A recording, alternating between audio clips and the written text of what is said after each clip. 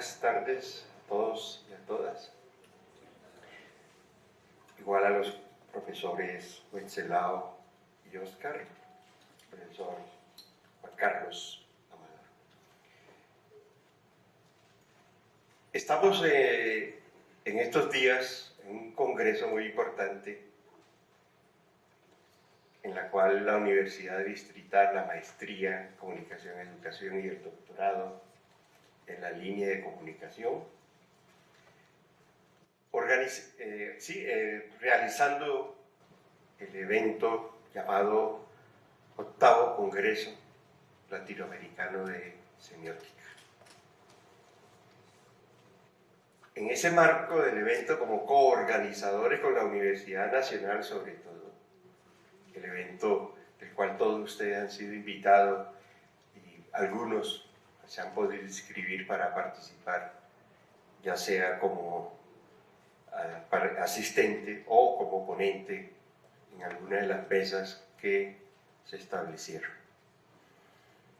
En la tarde de hoy conoceremos unas reflexiones, unos planteamientos teóricos y metodológicos en el análisis sobre la semiótica y particularmente en lo que tiene que ver con lo más mediático y algunos elementos conceptuales que efectivamente se vienen desarrollando en el mundo y particularmente en América Latina.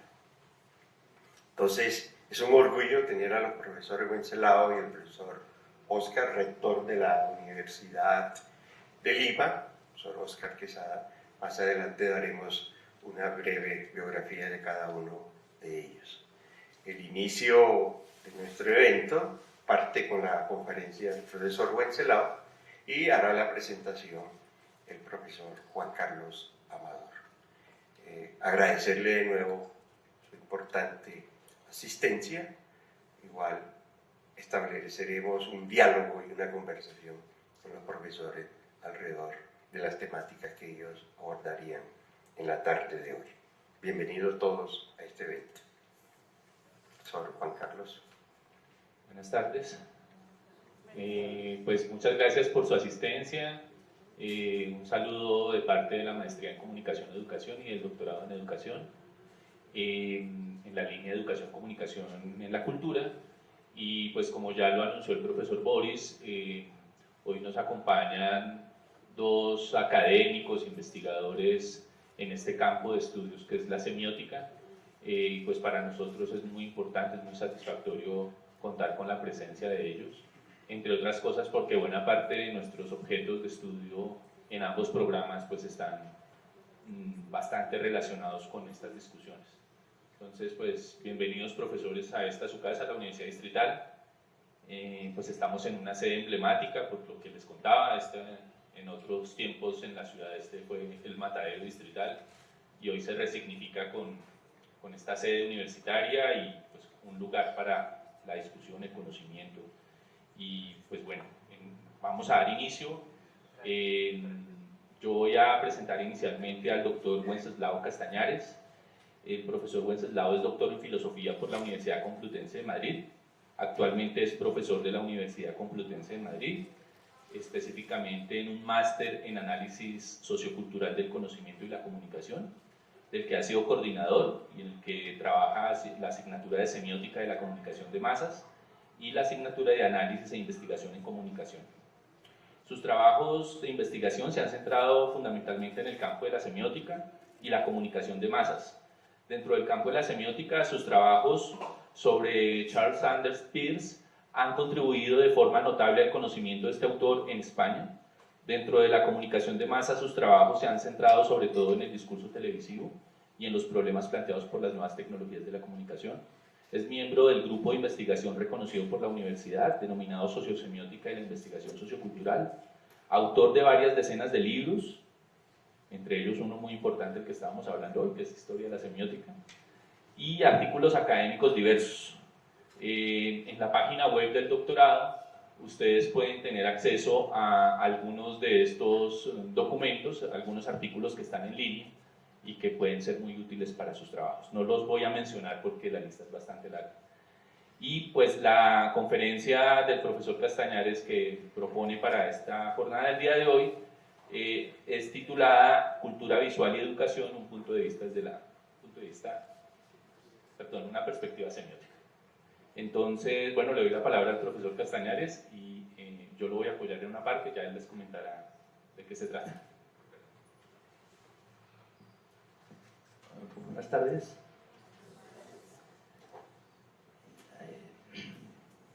Como verán, la verdad es que tengo problemas para hablar y vamos a ver cómo podemos ir solucionándolo.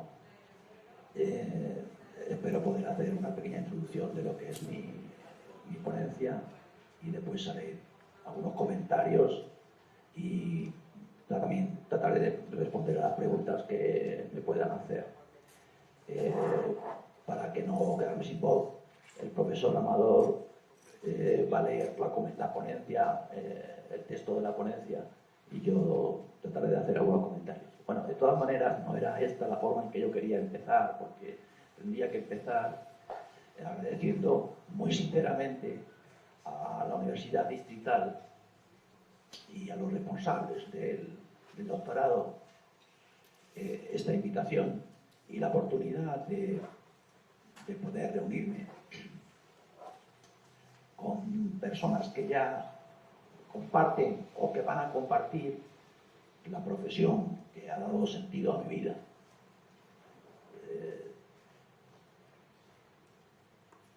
Soy muy afortunado porque he podido realmente hacer aquello que verdaderamente me apasionaba. He sido profesor, he sido enseñante durante 46 años. Primero como profesor de secundaria y más tarde después como profesor universitario. El aula nunca fue para mí un trabajo ominoso, todo lo contrario.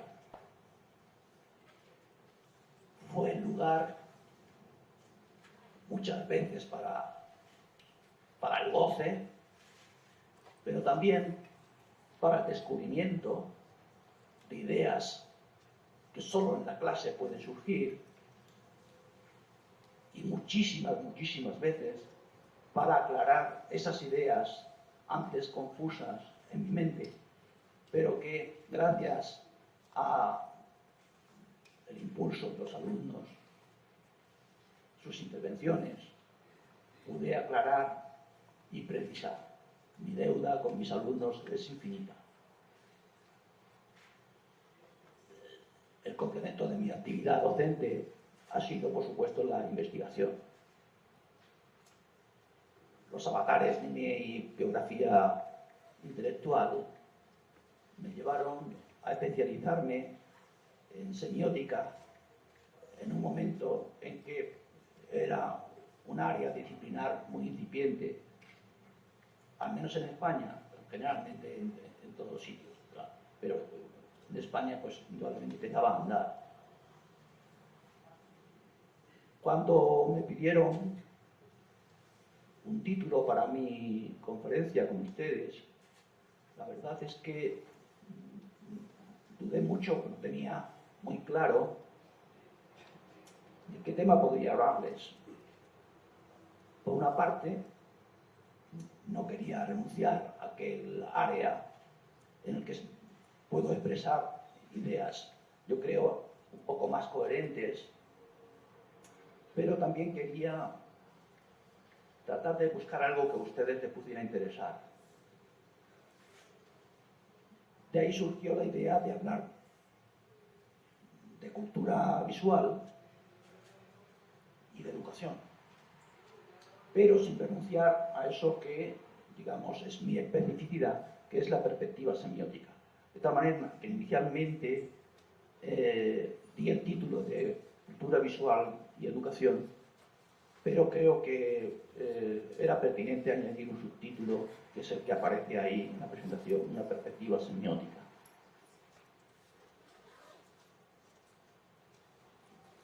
Del título no se puede quizás inferir demasiado bien cuál puede ser el tema de esta conferencia, dado que tanto la noción de cultura, como ustedes saben, como la noción de cultura visual, y no digamos también la de semiótica, son expresiones muy ambiguas que pueden tener sentidos muy diversos.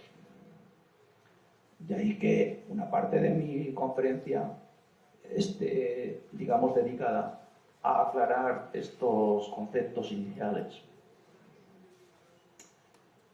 Creo que es también simplemente de honestidad decir que yo no soy un especialista en educación, en aspectos didácticos o pedagógicos, y que no entraré, por supuesto, a ver cómo podrían introducirse en el currículum aquellas inquietudes que voy a expresar o aquellas, digamos, ideas que voy a expresar, ni tampoco, por supuesto, a su aplicación en el aula o los aspectos pedagógicos. Eso lo dejo, pues, digamos, a los que saben más de esto y que son expertos en la materia. Por tanto, mi intervención va en la línea de tratar de aclarar algo sobre lo que desde algunos estudios de cultura visual se ha llamado la alfabetización digital, y desde la perspectiva de los expertos de la UNESCO se ha llamado alfabetización digital informacional. En el texto que va a leer el profesor Amador se trató de aclarar estas cuestiones. Habrá, como me focalizaré después en la perspectiva semiótica, en algún momento haremos una detención para que yo pueda explicar algunas de las imágenes que van a ir apareciendo en la presentación que vamos a hacer. Así que le agradezco mucho al profesor Amador que me preste su voz, puesto que la mía es de muy escasa calidad. Muchas gracias, profesor.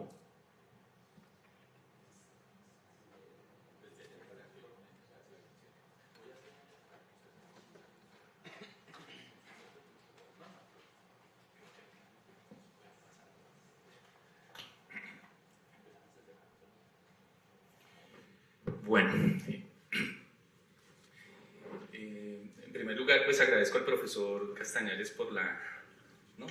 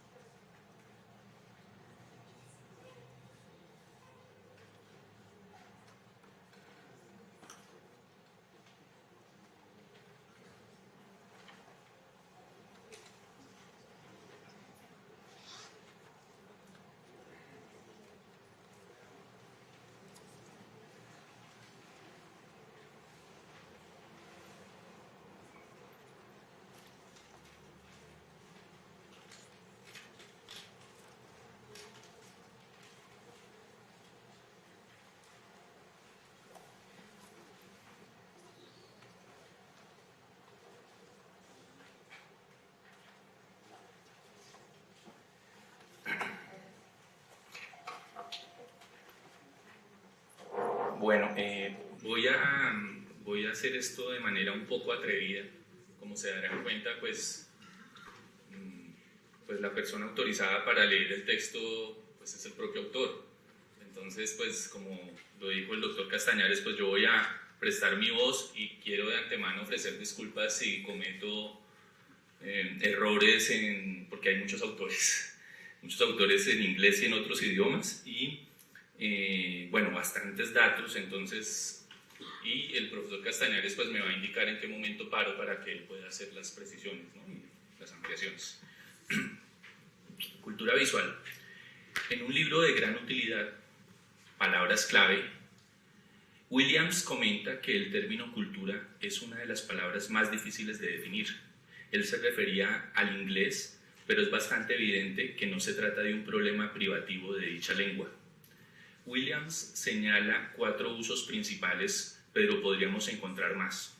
De todos modos, como aquí no tenemos tiempo para tales disquisiciones, les indicaré simplemente cómo lo entenderé en mi reflexión.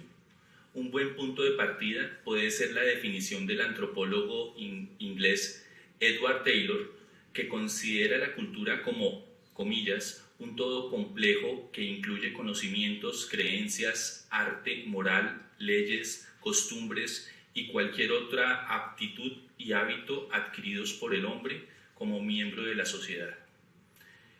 Esto es parte de un texto, Cultura Primitiva, Madrid, de Ayuso.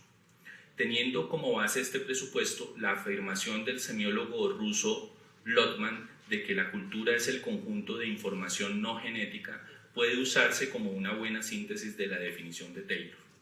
La cultura es, pues, algo privativo del humano, como veremos, de lo simbólico, y en este sentido no puede obviarse que las relaciones culturales constituyen el Umwelt, como diría von Uxwelt, el mundo circundante en el que vive el hombre. Esta apreciación pone de manifiesto su esencial variabilidad y por tanto su historicidad y diversidad. De ahí que en muchas ocasiones usemos el término cultura en plural, lo que nos obliga a vincular la cultura a grupos sociales concretos. La cultura entonces se diversifica y hace múltiple a lo largo y ancho de los innumerables modos en que es transmitida. Lo humano es asimismo consustancial al sentido, significado, y la comunicación, razón por la que, como más tarde explicaré, y como ya dijera Umberto Eco, comillas, la cultura puede ser enteramente estudiada bajo un punto de vista semiótico.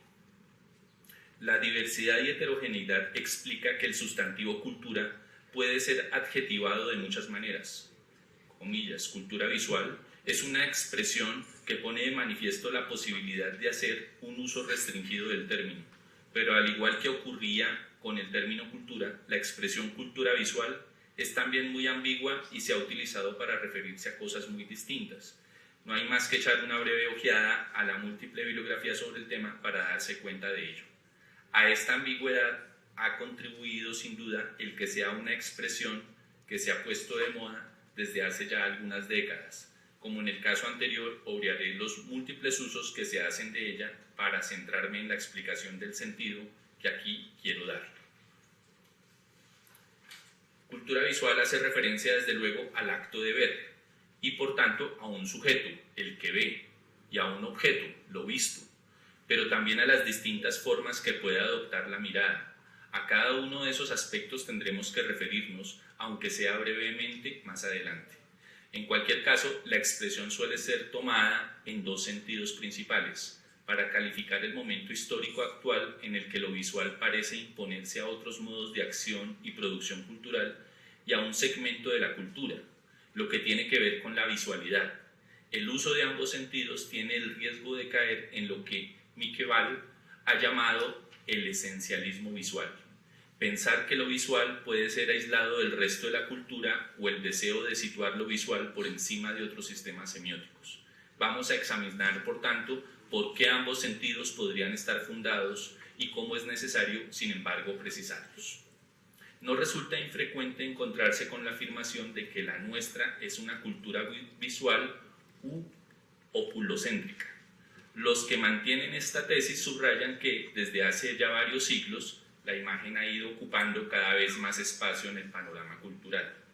A pesar de que, según la opinión de algunos de ellos, el oculocentrismo ha sufrido alguna crisis debido al giro lingüístico que realizó el pensamiento filosófico a principios del siglo XX, el desarrollo de la lingüística, la irrupción de la semiótica a partir de los años 60 y casi contemporáneamente la relevancia de la hermenéutica en el panorama filosófico hoy. Jay 2003. Es una opinión bastante extendida que la nuestra es una civilización de la imagen. Esta apelación a la historia puede resultar mucho más útil si constatamos algunos hechos que, en mi opinión, solo son discutibles en 2 matices. El primero de ellos es que, aunque no enfatizáramos la importancia que el sentido de la vista ha tenido en el proceso de hominización y, por tanto, en la adaptación al medio de la especie humana, lo que se ha llamado oculocentrismo es algo más que una anécdota cultural. Tenemos que reconocer que una de las fuentes de la cultura occidental, la griega, ha cultivado la imagen y utilizado metáforas visuales, la de la luz, la visión, el espejo, la ventana, etc., para explicar el conocimiento.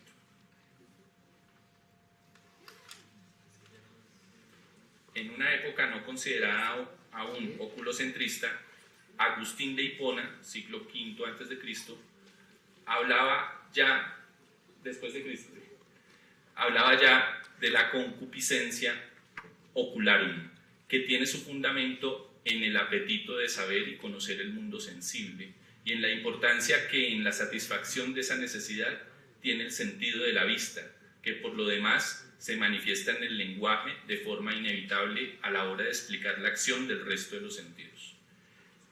Esta perspectiva terminó imponiéndose sobre las inclinaciones iconoclastas de otras fuentes fundamentales del pensamiento occidental, como fueron las de la cultura judaica y las que impulsó la Reforma. Pero poca duda cabe también de que esta conquista ha sido muy progresiva. Como suele ocurrir con otros fenómenos históricos, una situación determinada no es más que un momento de un proceso de largo recorrido que en momentos determinados puede recibir impulsos que explican un éxito posterior. Ya en 1938, Martin Heidegger, en su ensayo titulado La época de la imagen del mundo, ya van a llegar.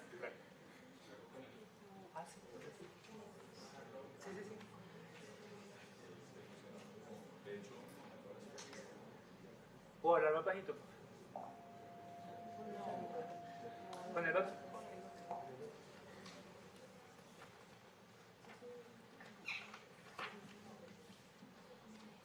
ya en 1938, Martin Heidegger, en su ensayo titulado La época de la imagen del mundo, mantenía que, comillas, el fenómeno fundamental de la edad moderna es la conquista del mundo como imagen, cierro comillas. Tal afirmación supone admitir que ni la cultura griega ni la cultura medieval pudieron construir una imagen del mundo. De todos modos, es necesario aclarar que imagen del mundo no significa, explica Heidegger, simplemente que se tenga una imagen del mundo, sino, comillas, concebir el mundo como una imagen. Esta capacidad de concebir el mundo como una imagen supone también algo que antes de la modernidad no fue posible: el surgimiento de la subjetividad con la filosofía de Descartes. La importancia que adquiere la imagen y las nuevas formas de ver que se instauran en el barroco no harían más que ratificar la opinión de Heidegger. Pero la proliferación de imágenes en la cultura actual no es debida solo a la aparición de ciertos modos de pensar que se irían desarrollando desde los inicios de la Edad Moderna a nuestros días, como podría inferirse de lo que acabamos de decir. Tienen que ver también con otro factor esencial: el desarrollo de las tecnologías. Las tecnologías de carácter óptico tienen una larga historia, pero resulta difícilmente discutible que se han desarrollado de una forma muy notable a partir del siglo XIX y que recibieron un impulso revolucionario a mediados del siglo XX. Si la imprenta suponía una verdadera revolución para la difusión de todo tipo de textos, no dejaba de ser una tecnología al servicio de ciertas élites. Desde este punto de vista, la fotografía supone más bien una democratización de la imagen, que profundizan después el cine, el video, la televisión y las computadoras actuales. Todas estas tecnologías constituyen hoy medios de uso masivo que permiten la producción, almacenamiento, reproducción, difusión y consumo de imágenes de un modo que nunca antes tuvo lugar en la historia. No es posible determinar con precisión hasta qué punto las necesidades de los pueblos determinan las tecnologías de las que se han ido dotando o hasta qué punto las tecnologías determinan esas necesidades, pero resulta difícil eludir ciertos hechos. Es hoy comúnmente aceptado, gracias a estudios como los de Innis, Havelock, Ong, Goody, Einstein y otros muchos, que la aparición de la escritura alfabética en la antigüedad y la invención de la imprenta en los albores de la Edad Moderna están vinculados a cambios profundos en el modo en que el hombre se concibe a sí mismo y a su relación con el mundo. Si tenemos en cuenta estos precedentes, resulta muy plausible pensar que las tecnologías actuales están llevando a término modificaciones muy profundas de las formas de pensar. ¿En qué consisten dichas modificaciones? Es algo que hoy resulta difícil de precisar, aunque tengamos ya algunos indicios significativos respecto al papel de la memoria, la atención o los modos de escritura, por poner solo algunos ejemplos. Sea como fuere, no cabe duda que estas nuevas tecnologías de la imagen y la cultura han impuesto a escala mundial una folie de voix, que significa locura del ver, que si bien en parte remite al barroco, adquiere modalidades nuevas, según Busse y Glucksmann, que tiene su manifestación material en la construcción de una iconosfera, que sería una de las capas fundamentales de la semiosfera, que constituye el medio cultural del hombre a partir del siglo XX, es decir, de Gubern.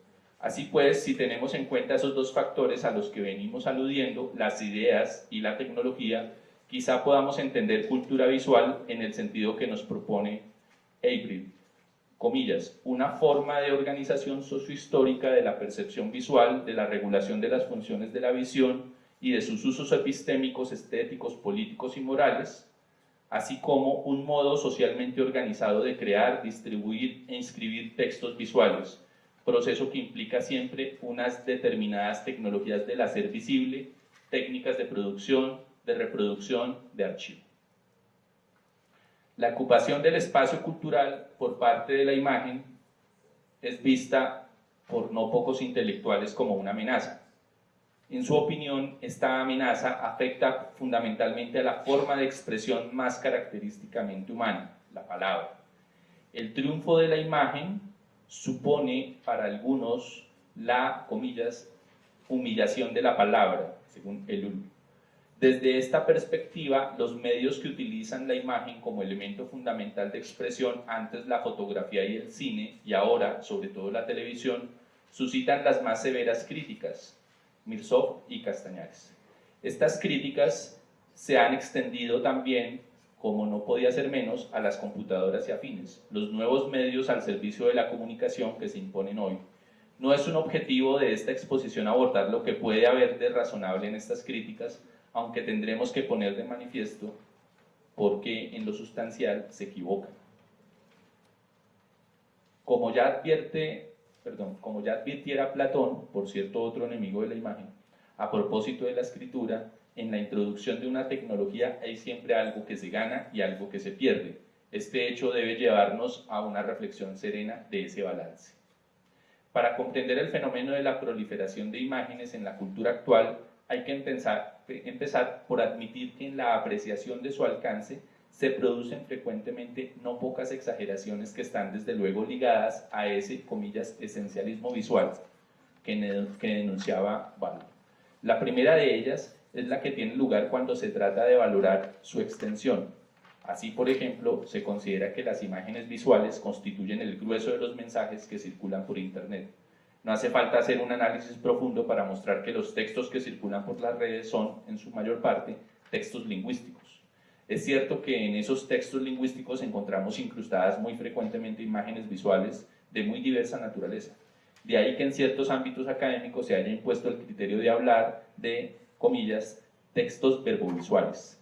Esa misma constatación permite poner de manifiesto otro de los errores del esencialismo visual, el que las imágenes tengan sentido por sí mismas y, en definitiva, el que puedan separarse del resto de la cultura y de los otros sistemas semióticos, en especial del lenguaje. Esta es una de las cuestiones en las que yo quisiera centrarme por su vinculación con las nuevas necesidades educativas. Cultura visual e imagen. Si tenemos en cuenta lo que acabo de decir, tenemos que concluir que la visualidad se ha convertido en un elemento central de la cultura de nuestro tiempo.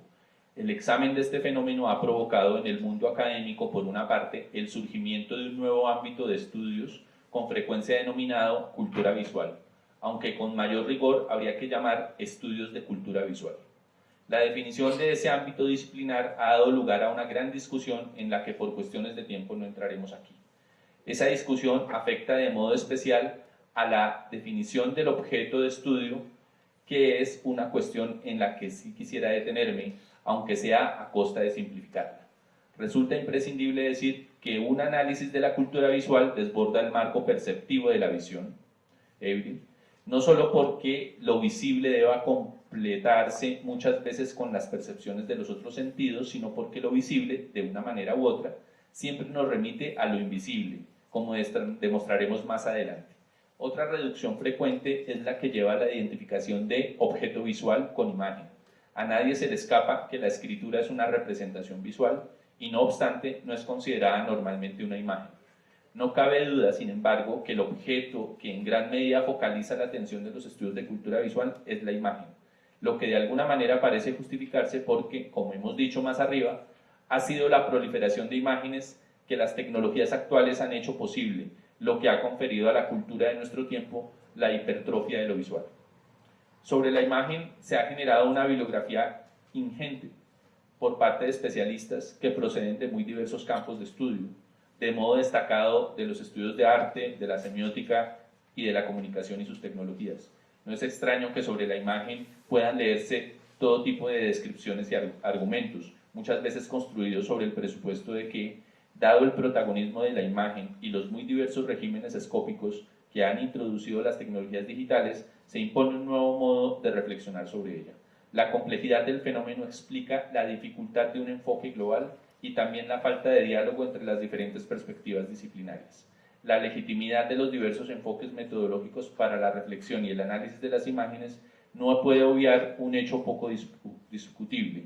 Por más que muchas veces las consideremos como objeto, las imágenes son, antes que nada, representaciones y, por tanto, un objeto de estudio para la semiótica, el campo disciplinar que se ocupa precisamente del sentido de las representaciones, de los signos, de los textos. Semiótica e imagen. La semiótica es un amplio campo disciplinar muy especializado del que suele tenerse una idea muy estereotipada. Para aquellos que solo la conocen superficialmente, algo muy frecuente en los estudios de cultura visual no especializados, la semiótica es identificada con una determinada concepción que suele ser la que impuso el estructuralismo de los años 60 y 70, posteriormente adoptada por una parte importante de los estudios culturales. Se trata de una concepción de la semiótica fundamentalmente lingüística, que sostiene que toda representación obedece a estructuras semejantes a las del lenguaje. De ahí que traten muchas veces de extrapolar a los estudios sobre representaciones no lingüísticas los mismos procedimientos que utilizan en el análisis de los textos lingüísticos. Muchas de las críticas que se hacen globalmente a la semiótica se basan en esta forma de entenderla. Pero entender así la semiótica es como si, por poner algún ejemplo, se identificara la psicología con el conductismo o a la sociología con el funcionalismo. El estructuralismo y el postestructuralismo constituyen corrientes que, desde luego, hicieron progresar a la semiótica. Pero existen otras tradiciones y corrientes. Podríamos citar la que tiene su origen en la obra del filósofo americano Charles Sanders Peirce, o la semiótica de la cultura elaborada por los semiólogos como Lotman y la Escuela de Tartu, que en su estudio de las representaciones no parten de los mismos principios. La perspectiva semiótica que yo adoptaré es una concepción sincrética, en gran medida deudora de la corriente persiana, pero no solo. Esta perspectiva considera que el lenguaje es sin duda el sistema semiótico más importante que tienen los hombres, pero que es posible una teoría semiótica de los procesos de significación que no se base en el funcionamiento de los signos lingüísticos, sino en los signos en general. De forma más concreta, esa perspectiva semiótica mantiene que las imágenes constituyen signos o textos que representan objetos de acuerdo con una serie de normas, hábitos de interpretación. Las imágenes son, pues, signos que adquieren funciones muy diversas, de tal manera que solo el análisis de los textos concretos y de las circunstancias en que son usados permite determinar esas funciones. Por lo demás, las imágenes por sí solas pueden constituir textos, a veces muy complejos, pero con mucha más frecuencia forman parte de textos que utilizan diversas materias expresivas, como ocurre con los textos en los que la imagen va acompañada por la palabra hablada o escrita. De ahí que hablemos frecuentemente de textos, comillas, verbovisuales.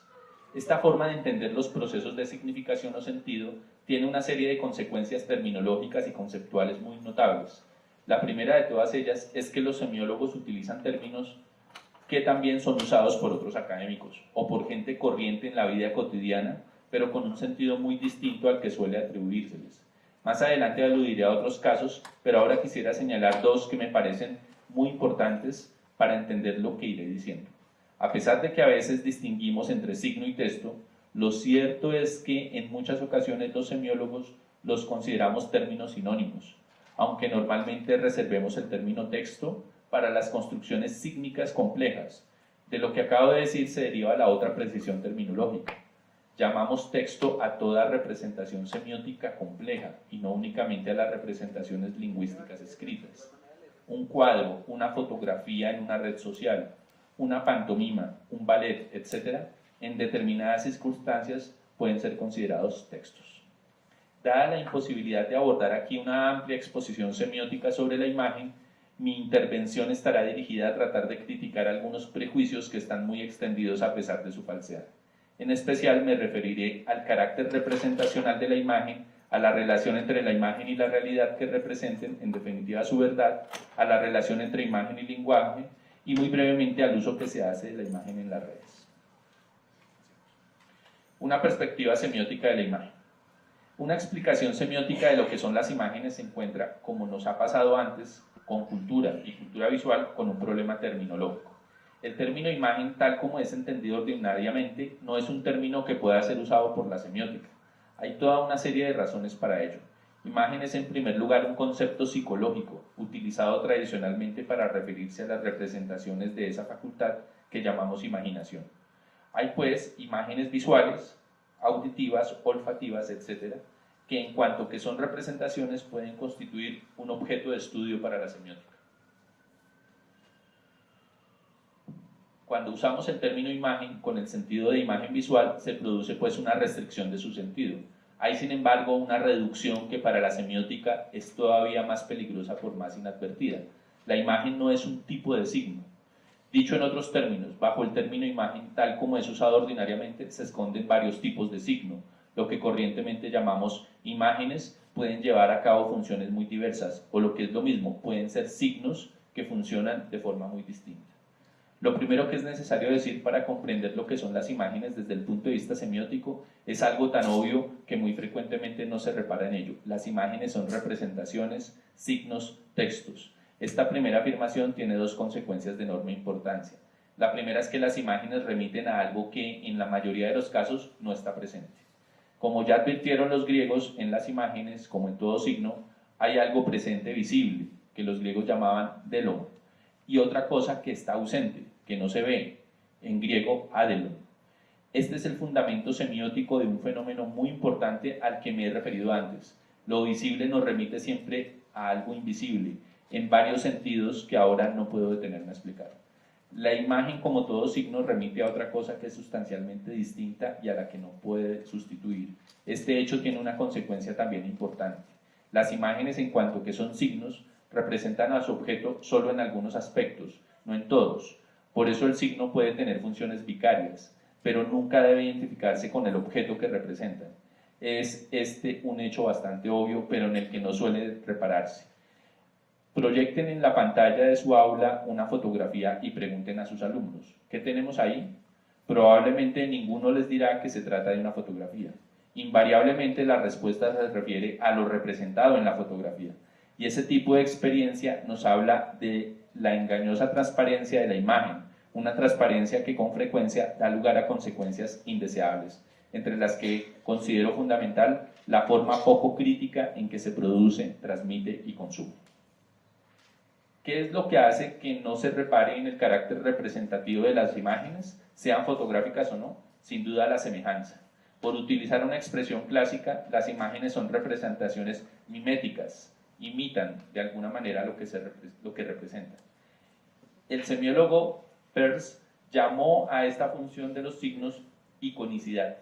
El problema es que la semejanza entre el signo y lo que representa puede ser entendida de forma muy amplia, lo que da lugar a numerosos problemas de ambigüedad.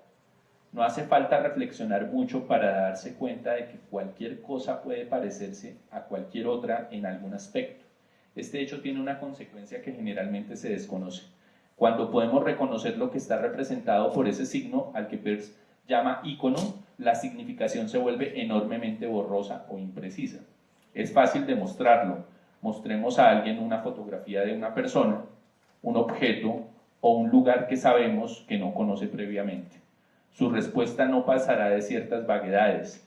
De ahí que las imágenes icónicas con mucha frecuencia necesiten ir acompañadas de otros signos, lo más frecuentemente lingüísticos, que nos permitan interpretarlas de forma más precisa. Los cuadros de un museo, sean realistas o abstractos, necesitan etiquetas identificativas. Las fotografías de los periódicos, un pie de foto. Las ilustraciones infográficas, notas explicativas, etcétera, etcétera. Las imágenes que hablan por sí solas únicamente lo hacen a unos destinatarios que tienen un amplio conocimiento de lo que representan. Dicho en términos semióticos, remiten a otros textos muy frecuentemente de carácter lingüístico.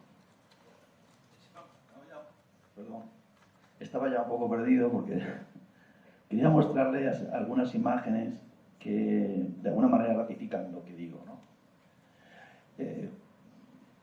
Frecuentemente se piensa que, como decía, la imagen es transparente, se sabe perfectamente lo que representa una imagen, incluso que una imagen vale más que 1000 palabras, tantas otras cosas que hemos dicho. Bien, evidentemente todas esas afirmaciones son muchas veces falsas. Lo cierto es que la imagen es un tipo de, las imágenes que nosotros llamamos, los semiólogos llamamos iconos o icónicas, pues la verdad es que muchas veces sabemos que representan algo, pero no podemos saber qué representan exactamente. De manera que, por ejemplo, esa imagen que viene ahí, vemos mucha gente, pero bueno, podríamos decir alguna cosa más, pero de forma precisa, ¿qué queremos indicar con esa imagen? Esta fotografía pues, es una fotografía también en la que aparecen determinadas personas. Nosotros podemos describir hombres, mujeres, incluso algunos detalles. Parece ser que hay ahí algo que tiene una cierta importancia. Vemos lo que sabemos que son micrófonos, etc. Pero ¿a quién representa? Naturalmente, ¿esto qué significa? Significa bueno, quería mostrarles otra imagen. Estas imágenes anteriores son tomadas del mundo de la comunicación. Son fotografías aparecidas en la prensa en un momento determinado, como no es en la prensa de mi país, porque se refieren a... Pero podríamos ir también a las representaciones de carácter artístico, ¿no? Si yo le preguntara, ¿qué representa esa imagen? ¿Qué me podrían decir?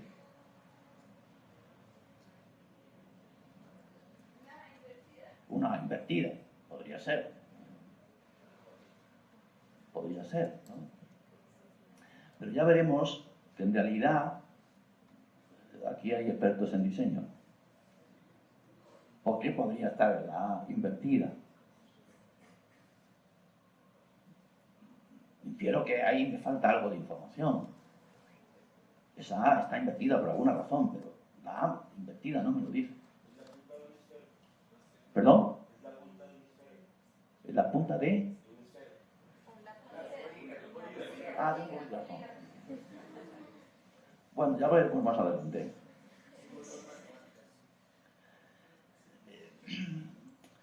Las imágenes icónicas, por tanto, necesitan, siempre que tengan funciones icónicas, de otros textos para poder significar. Pueden ser, efectivamente, las imágenes que aparecen en la prensa siempre aparecen con un pie de foto.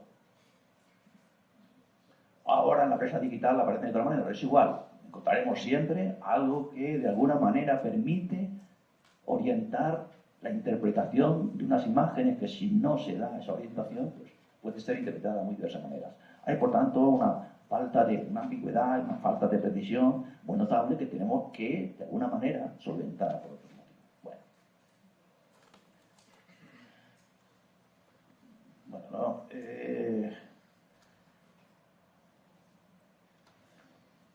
cuando vamos a exposiciones, a los museos, sean lo que vemos en los cuadros, estoy pensando fundamentalmente por supuesto, en cuadros que tienen imágenes icónicas, pero podría servir también para otro tipo de imágenes, como las fotos y demás. Esos cuadros son representaciones icónicas, pero necesitan siempre de un signo, de una etiqueta que oriente la interpretación. No me puedo detener en esto. Esas etiquetas funcionan como indicios, como índices, que normalmente poseen además otros caracteres de carácter simbólico, que es lo que nos permite interpretar, o por lo menos orientar la interpretación. Bueno, he jugado un poco también con la forma de producir, digamos, poemas visuales de un artista catalán llamado Joan Brossa. Cap de Pou. Está en catalán, pero no se puede. ¿Qué significaría eso? ¿Qué significará? Cabeza de toro.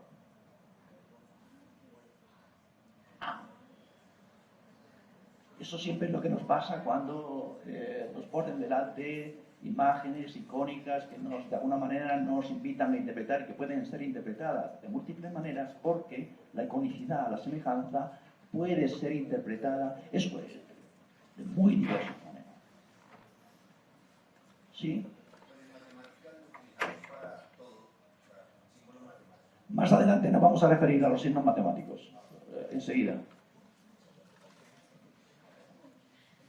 Bueno, tengo unas imágenes más. Esa imagen no tiene ninguna etiqueta, pero resulta ser una imagen de un personaje, tú sabes, esta imagen conocido.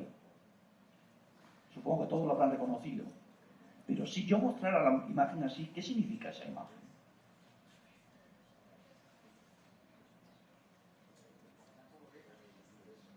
¿Por qué lo sabes?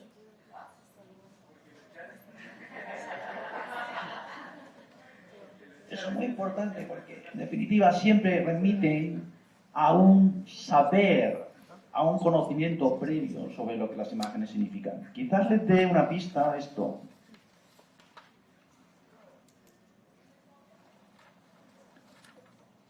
Claro, ahí ya la imagen no es simplemente icónica. Ahí tiene otras funciones. De eso hablaremos más adelante, ¿no? Porque no podemos detener mucho, sino que se va a hablar muchísimo. Bueno, ya ven dónde aparece esa imagen de este personaje, ¿no? Y por tanto el sentido que adquiere gracias a conocimientos que tenemos sobre el mundo esas imágenes. Es otra imagen que de alguna manera pone de manifiesto la necesidad de que una imagen que tenga, digamos, una función icónica vaya acompañada de otras imágenes que de alguna manera, de otros signos que tienen otras funciones, bien sean iniciales, bien sean simbólicas, que nos permiten interpretar las imágenes.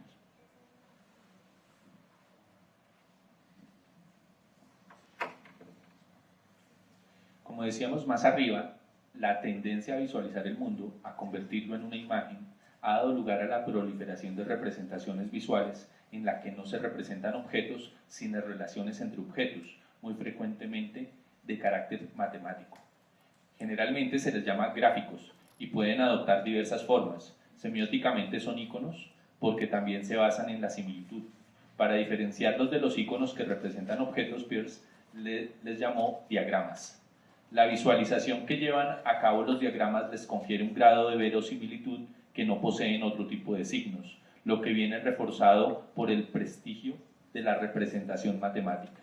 No debemos olvidar, sin embargo, que son representaciones y por tanto están sometidas a procesos de interpretación en ocasiones muy subjetivos o sesgados.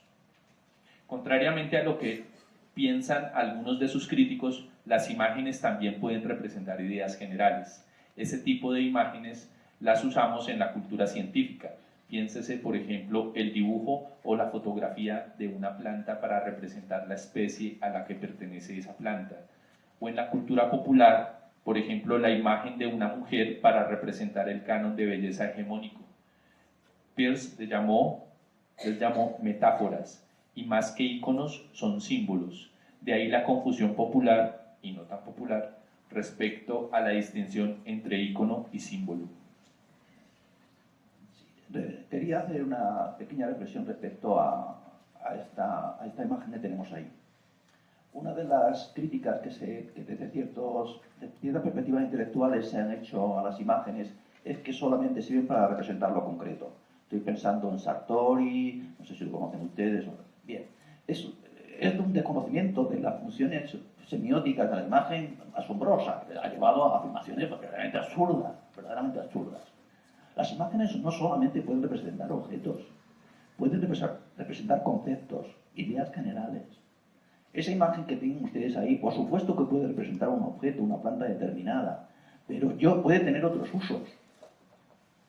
Realmente lo voy a encontrar en un tratado de botánica, junto, por supuesto, a una etiqueta que me dice, que me orienta la interpretación y que de alguna manera me dice, no, lo que está aquí representado no es un objeto, no es una planta determinada, es una clase de plantas. Y por lo tanto un concepto de carácter general. Las imágenes pueden representar conceptos, ¿cómo no?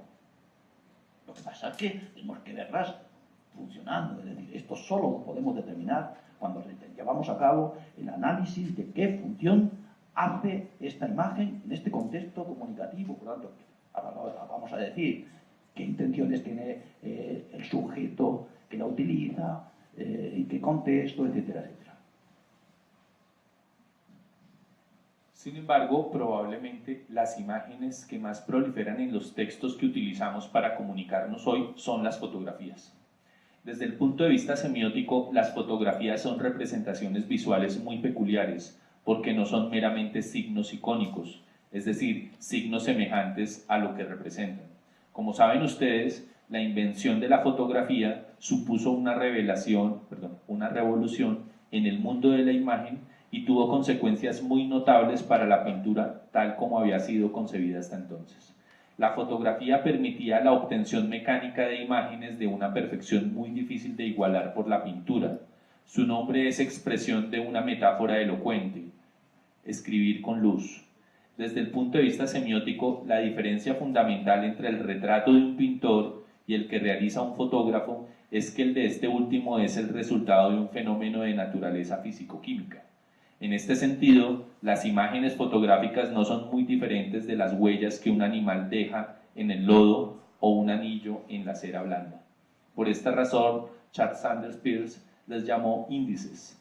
Los índices o indicios son signos que desde muy antiguo llamaron la atención de los científicos, es especial de los médicos, porque al basarse muy frecuentemente, aunque no solo, en la relación de causa-efecto, permitían inferencias bastante seguras, aunque no en todos los casos, entre el signo o representación, lo presente, lo visible, y aquello a lo que remite, su objeto, lo que no está presente o es invisible.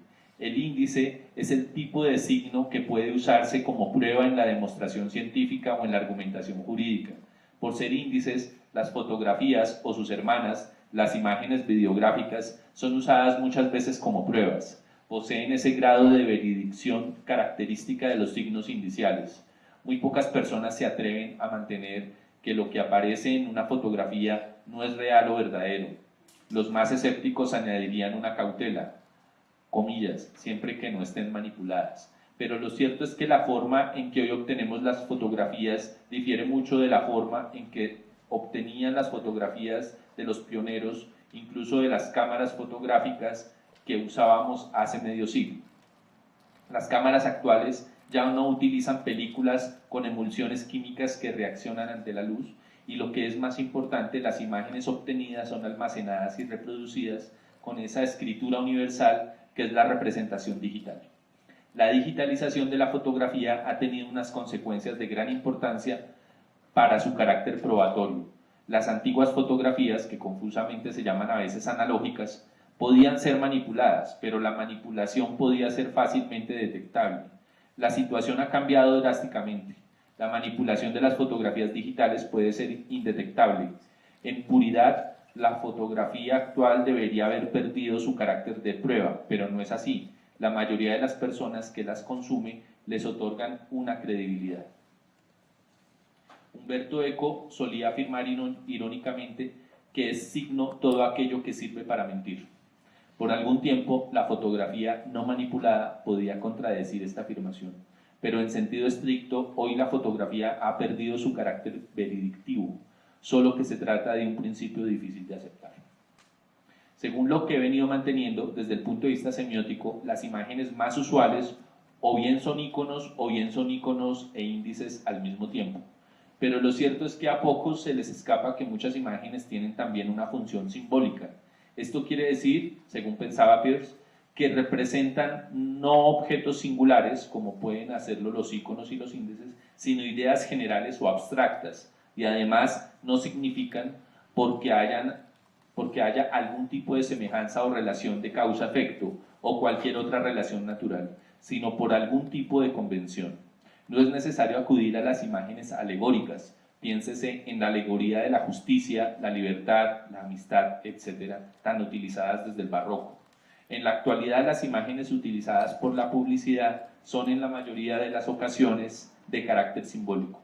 Por lo demás, aunque no pueda detenerme a detallar las razones, la naturaleza simbólica del hombre, si aceptamos la famosa definición de Cassirer, ha dado lugar a que tanto aquellas imágenes que funcionan en gran medida como íconos e incluso como índices están infectadas de convenciones propias de una cultura. Y es que la cultura es simbólica. Hasta en la interpretación de las semejanzas y los indicios se introducen convenciones que hemos naturalizado hasta el punto de no reparar en ellas. Piénsese en los colores de nuestras fotografías y videos. Los aceptamos como naturales cuando un análisis poco profundo pondría de manifiesto que son muy diferentes de los colores de los objetos percibidos en la vida cotidiana. Y lo mismo podría decirse de los volúmenes, las texturas, etc. Si tenemos todo esto en cuenta, hay que desechar una idea bastante extendida, que los signos que usamos pueden calificarse sin más de íconos, índices y símbolos. Lo cierto es que el tránsito de una categoría a otra es bastante fluido y desde luego frecuente. Así, la imagen de un personaje conocido, como el Che Guevara, representado en la conocida fotografía que aparece en la pantalla, puede ser entendida como un ícono, porque es semejante a la persona representada. Un índice, porque fue obtenida en un momento y un lugar determinado usando una tecnología basada en principios naturales, causa y efecto. Y un símbolo utilizado por millones de personas en todo el mundo. Sí. Como decía antes. Sí, bueno, lo que trato de mostrar con este ejemplo es cómo realmente el paso de lo icónico a lo inicial y a lo simbólico esa vez es continuo. Realmente, lo que en un momento determinado podemos considerar un icono, en otro momento es un índice y un símbolo. Esto es muy fácil de mostrar en casos como este. La fotografía que tienen ustedes aquí es muy conocida. La fotografía sacada por Korda en un momento determinado, de un acto que hubo en La Habana, etcétera, a propósito, etcétera, etcétera, ¿no? Podemos documentar toda esta cuestión. La primera fotografía, se ve claramente que es una fotografía. Está sacada, fíjense en el encuadre. Ahí hay elementos que no son pertinentes, que están ahí porque el encuadre fue ese, pero que indudablemente recortándola nos queda esa imagen que todo el mundo conoce y que es, pues, una parte, un icono, en el sentido que representa a un sujeto determinado, por otra parte un índice, puesto que es una fotografía, pero que realmente llega un momento que se ha convertido en un símbolo. Lo importante ahí ya no es el momento en que esa fotografía fue sacada, las circunstancias en que se encontraban, etcétera, etcétera, sino que representa toda una serie de ideas que se han convertido en uno de, digamos, en ideas compartidas globalmente muchas veces, ¿no? El paso, por tanto, de lo icónico a lo indicial, lo simbólico, es fluido y continuo. Esto es claro también en la publicidad.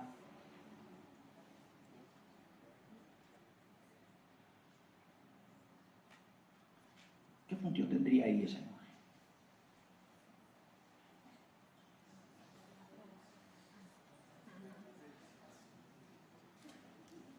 Claro, desde un punto de vista icónico está claro que es una mujer, incluso se podría haber precisado que mujer. Pero es cierto que nosotros hemos perdido ese tipo de referencias. Esto es lo que pasa con los iconos, ya lo decía antes, ¿no? Es una imagen fotográfica, de alguna manera, que tendría esa capacidad inicial de señalar y convertirse en prueba de algo, pero es cierto que no funciona así para nada.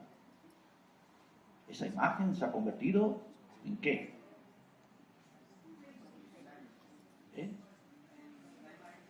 Sí, pero ¿qué función tiene? ¿Qué representa?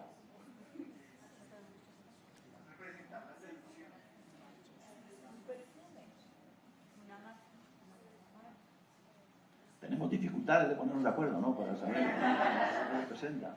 Y luego damos por hecho que todo el mundo entiende qué significa, qué representa eso, por lo tanto, qué significado, qué sentido tiene, hablando en términos semióticos, qué sentido tiene ese texto, porque es un texto. Sí, hay otros muchos que venden también perfumes y no tienen esto, ¿no? Bueno, ¿se representa alguna mujer en concreto? ¿Sí? ¿Se representa alguna mujer en concreto? O a una idea de mujer. Y sí, es una idea. No es un icono, no es un mímico. Es un símbolo.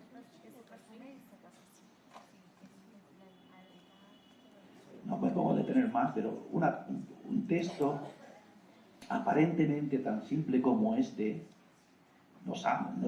cuando tratamos de interpretarlo, nos ponen aprietos porque tenemos que determinar qué sentido tiene esto. Bueno, en definitiva lo que yo quería decirles es, mire, esto puede funcionar como icono, como índice, como símbolo. ¿Qué es lo que determina su función? El contexto comunicativo en que se utiliza. Como decía antes, ¿qué función lleva a cabo una imagen? Es algo que solo puede determinar un análisis.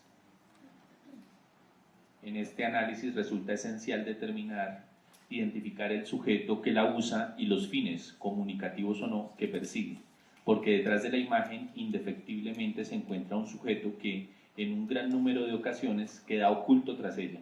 Como decía a propósito de Heidegger, y también al aludir a la visualidad, la imagen remite siempre a una subjetividad. Esto es especialmente comprensible en el caso de la fotografía. Detrás de la cámara siempre hay un ojo que ve, selecciona, produce y difunde una imagen, pero puede aplicarse a todo tipo de imágenes. Todas esas acciones tienen una intencionalidad. Al producir sus imágenes, el sujeto, como el alfarero en la arcilla que manipula para modelar un objeto, deja sus huellas en ella. Esas huellas solo aparecen ante el experto que sabe mirarlas. Por eso, cuando el análisis semiótico merece ese nombre, no puede reducirse a decir lo que cualquiera puede observar en aquellos textos que interpreta. Tiene que mostrar aquello que los no expertos no son capaces de ver. Y para lograrlo, él mismo tiene que someterse a un aprendizaje. La cultura visual y alfabetización mediática e informacional. Pero no solo el experto necesita aprendizaje. Si reflexionamos sobre lo dicho, llegaremos a la conclusión de que la revolución operada en la cultura actual por la introducción de las tecnologías digitales obliga a introducir cambios en los procesos de enseñanza y aprendizaje para adecuarlos a la nueva situación. Este es un sentir común que ha tenido su reflejo en las propuestas que se hacen continuamente tanto desde el mundo académico como desde las instituciones educativas, tanto a nivel global como a nivel estatal. La UNESCO, Wilson et al. 2011, ha denominado a estas innovaciones educativas, comillas, alfabetización mediática e informacional. Ahora bien, ¿en qué consista esa alfabetización? Puede ser objeto de discusión. Creo que resulta poco razonable que se reduzca la introducción de las nuevas tecnologías en el aula. Tiene que ir mucho más allá por una sencilla razón, porque la tecnología, sea la que sea, no puede reducirse al uso de herramientas técnicas. Exige un conocimiento para el uso y verdadero aprovechamiento de esas herramientas, y sin embargo muchas de esas propuestas parecen quedarse en eso, o al menos no prestan atención a ese conocimiento que hace de la mera tecnología, es decir, arte y conocimiento. No puede reducirse tampoco a un ámbito educativo específico como puede desprenderse de determinadas propuestas, como las realizadas desde las perspectivas de aquellos que entienden la cultura visual como una cultura reducida al ámbito de las enseñanzas artísticas. Puede parecer sorprendente, pero lo cierto es que al menos en mi país y durante algún tiempo se identificó la enseñanza de la cultura visual con la enseñanza de la cultura artística, tal como se propone en el currículum de alfabetización mediática e informacional, MIL por sus siglas en inglés, para profesores de la UNESCO. La nueva situación requiere de una perspectiva mucho más amplia. Ha de incluir un marco conceptual y organizativo, conocimientos sobre la producción y el uso de la información, los textos mediáticos y las fuentes de información, así como procedimientos para su análisis y evaluación. En definitiva, debe tener como objetivo proporcionar, comillas, las competencias esenciales, conocimiento, destrezas y actitud que permiten a los ciudadanos involucrarse eficazmente con los medios y otros proveedores de información y desarrollar un pensamiento crítico y un aprendizaje de destrezas a lo largo de toda la vida para socializar y convertirse en ciudadanos activos, cierro comillas, Wilson et al. 2011. Ninguno de esos aspectos debería, a mi juicio, descuidarse, y aunque no haya sido objeto del núcleo de mi reflexión, insistiría en la necesidad de formar actitudes críticas. La actitud crítica que requiere conocimientos específicos sobre los medios, los textos mediáticos y la sociedad que los produce y los consume. Pero no solo, como dice Carolyn Wilson, comillas, la alfabetización mediática e informacional también involucra el uso ético de los medios, de la información y de la tecnología, así como la participación democrática y el diálogo intercultural. Esos criterios permiten introducir cautelas en actuaciones que pueden tener consecuencias muy indeseables, de todos conocidos y sobre las que no puedo extenderme aquí. Pero las propuestas sobre la alfabetización mediática que se hacen desde la UNESCO no siempre son todo lo precisas que cupiera desear. En especial, en línea con lo que vengo exponiendo, se echa de menos más concreción en el conocimiento de los instrumentos para la producción y el análisis de discursos mediáticos. No basta con recomendar el análisis de las noticias, las películas o los videos musicales. Tampoco resultan suficientes siempre las indicaciones que se dan para el análisis de textos en general. Esta falta de concreción es especialmente notable cuando se habla del análisis de las imágenes. Justamente porque, como he argumentado más arriba, la imagen aparece como un signo transparente y fácil de interpretar. Tampoco se hace especial mención de los textos verbovisuales, por lo que no se advierte sobre los peligros del esencialismo visual que hemos venido criticando. Hay que proporcionar herramientas para llevar a cabo el análisis que requiere este tipo de discurso.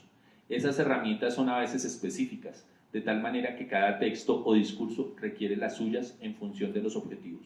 La competencia para el análisis depende tanto de su conocimiento teórico como de su aplicación práctica a los diversos contextos, por lo que exige un aprendizaje específico que los profesionales de la enseñanza deben asimilar bien para poder transmitirlo a sus alumnos.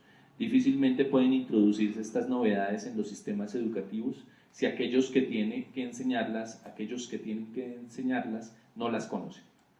Como docente soy muy consciente de las exigencias que se hacen, las más de las veces desde fuera, a los sistemas educativos. Muchas de esas exigencias exceden las posibilidades de las enseñanzas regladas. Sin embargo, creo que estamos ante una cuestión clave para el momento histórico que nos ha tocado vivir. Como haya de incluirse esas enseñanzas en el currículum de los alumnos es algo que, como les decía al principio, excede mis competencias. Lo mismo podría decir de las estrategias de enseñanza-aprendizaje que habría que implementar, pero sin duda se trata de una tarea que hay que abordar de modo decidido y con las ideas claras sobre lo que tenemos que enseñar y cómo debemos hacerlo.